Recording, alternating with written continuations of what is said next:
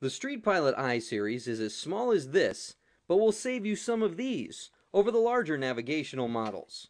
It features the unique scroll wheel. This is how you navigate around. This is the back button and the power button. They each have different functions. This one can be plugged into the side here with a cigarette lighter adapter, or it also takes two AA batteries. Here's how the scroll wheel works. We'll come down, press View the Map, and then we can see the map on the screen, of course. But if we want to zoom in, use the scroll wheel. Scrolling up and down zooms in and out. Pressing the back button on any page takes you back out and back to the previous screen. The Where To function works the same way. I can scroll through and choose how I'm going to select where I need to go to. We'll look at that in another video. I'll hit back. Let's take a look at the settings. Pressing Settings takes us to the settings screen. Here I can adjust the volume. 5, 4, 3, 4, 5. I'll keep it up at the loudest level so you can hear it. And going back again, setting the brightness. How bright is the screen going to appear? I can go a little brighter or I can go less bright. Again, pressing the middle of the scroll wheel is like pressing Enter. Next we have the map screen. We can map detail. We have more, most, normal, less. Watch what happens when I hit normal. You see the detail went away.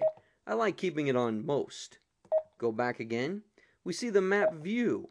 This is where I can choose from the track up mode, which is like the overhead mode in the classic Garmin models, or I can go to the 3D mode. I'll keep it there. And then here we find out what version of map source we're in. Coming down to system, there's a number of different choices. Here's what battery type I'm going to use, regular alkaline or rechargeable batteries. What color mode am I going to use? Daytime, nighttime, or automatic? The GPS mode. Am I going to turn the GPS off, or am I going to engage the wide area augmentation system? I'll choose that one. The safe mode indicates whether or not I can press the buttons while I'm actually moving, and units gives me the choice of standard or metric.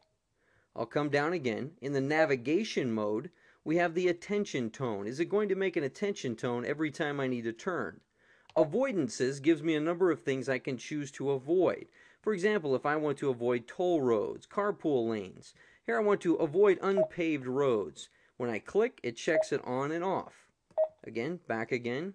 The route preferences, faster time, shorter distance. The vehicle, what type of vehicle am I in? Car, motorcycle, truck, bus, same thing applies. Pressing in chooses, and scrolling up I could choose again. The time, daylight savings time, on or off. Which time format, 12 or 24 hours. And the time zone allows me to choose. I'm in the US Pacific time zone. Come down again. Language gives me two choices. What text language is going to appear on the screen? You can see there's a number of different choices. I'm going to leave it on English. We'll go back, and the same thing applies for the voice. When I go through the voice, am I going to use American English, or maybe I'd like to hear British English? Or again, there's many different choices here on the types of voice that you're going to hear through the system. And the last one here, About, tells you about the unit. Software version, unit ID, etc. The StreetPilot I series by Garmin. Order yours at gpscity.com.